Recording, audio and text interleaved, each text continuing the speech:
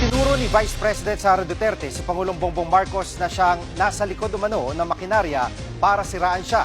Kasunod yan ng mga pasabog sa impeachment hearing tungkol sa umano'y hindi mapaliwanag na yaman ng bise. Live mula sa TV5 Media Center, nangungun sa balita si News 5 Justice Correspondent Camille Samonte. Camille, anong basihan ng payag nito ng bise laban sa Pangulo? Jiggy, isang araw nga matapos ang tinatawag ng ilang kongresista na bloodbath sa impeachment hearing, naglabas ng saloobin si Vice President Sara Duterte. Isa nga sa mga dumalo sa pagdinig ay si dating Senador Antonio Trillanes na nagsiwalat ng bilyong-bilyong piso umanong laman ng bank accounts ni VP Sara. Sagot dyan ng bise, hindi na bago ang mga paratang ni Trillanes, pero ang bago raw ay ang backer niya at yan daw ay si Pangulong Bongbong Marcos. Dagdag pa ng bise, lalo raw lumalalim ang paggamit at pang-aabuso umano ng administrasyon sa mga institusyon ng pamahalaan para sa pamumulitika.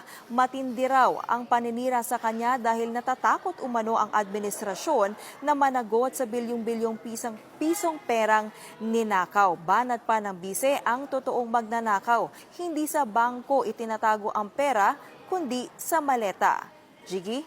At Camille, anong sagot ng kampo ni VP Sara sa sinasabing hindi pagkakatugma sa kanyang salin at bank transaction na nilabas ng AMLAC?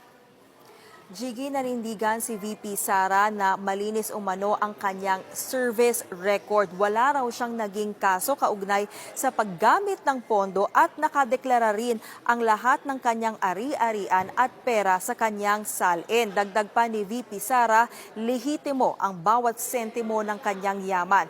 Nagsalita rin kanina ang abogado ni VP Sara. Ayon kay Attorney Michael Poa, walang anomalya sa salin at bank transactions ng kanyang kliyente. Pakinggan natin ang paliwanag ni Attorney Poa. Wala naman pong hindi nagtutugma. Perhaps it's just the way that things were presented. Lahat ng deposit, lahat ng withdrawal, ina-add nilang lahat yon. At least yun yung posisyon namin at pananaw namin o pagkakaintindi namin sa reports ng AMLAC. No? Na ina-add lang nila lahat yun over a span of 18 years. So it doesn't give us a clear picture kung magkano ba talaga yung pera na nasa bangko. At Camille, may hearing pa sa susunod na linggo ang Justice Committee. May balita ba kung haharap dito si VP Sara? Jiggy, nanindigan ang defense team ni VP Sara na sasagot lang siya sa tamang forum at yun ay ang Senado na tatayong impeachment court. Matagal na raw nila itong pinaghahandaan kaya kung umakyat man ito sa Senado, doon na raw nila ilalatag ang kanilang depensa. Pakinggan natin ang pahayag ni Attorney Poa.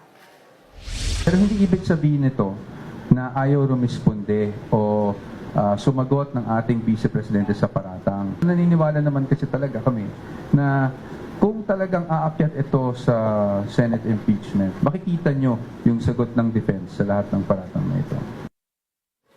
Yan muna ang latest. Balik sa'yo, Jiggy. Yan ang ulat ni Camille Samonte live mula sa TV5 Media Center.